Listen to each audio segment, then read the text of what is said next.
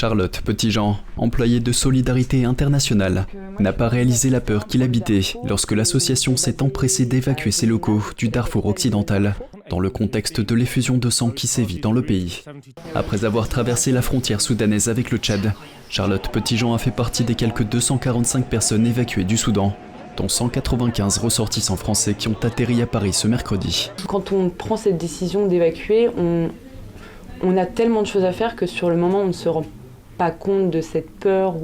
Enfin, c'est pas un sentiment de peur, c'est vraiment un sentiment d'action dans l'urgence et en même temps, personnellement, de frustration énorme.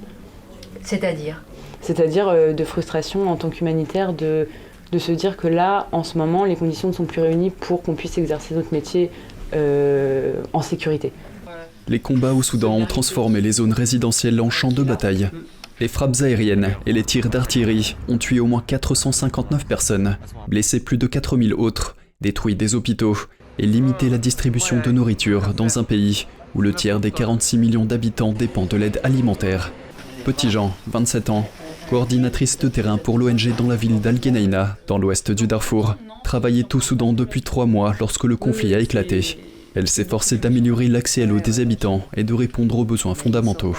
Malgré les risques, elle a déclaré qu'elle souhaitait retourner au Soudan pour poursuivre son travail humanitaire dès que possible. Enfin, le principe de l'humanitaire, c'est vraiment d'être là dans les pires situations, aux côtés des populations, aux côtés des collègues nationaux. Et pour moi, c'est ça le vrai engagement. Et il n'y a même pas de question de est-ce que je veux revenir ou pas, c'est juste que oui. Plusieurs pays ont évacué leurs ressortissants par voie aérienne, tandis que d'autres sont passés par Port-Soudan sur la mer Rouge, à environ 800 km de Khartoum par la route. Justine Musique-Piquernal, directrice de Solidarité Internationale, a déclaré que l'ONG ressentait un stress immense en essayant de mettre tout son personnel au Soudan à l'abri du danger. Il faut que ça cesse. La violence. Ouais, faut que ça arrête là.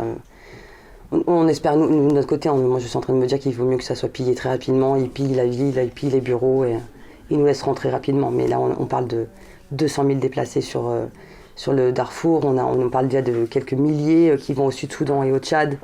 Il y en a même qui sont allés en Égypte pour se réfugier. Enfin, faut que ça cesse. Il faut que le Soudan arrive à trouver une solution rapidement politique, en tout cas.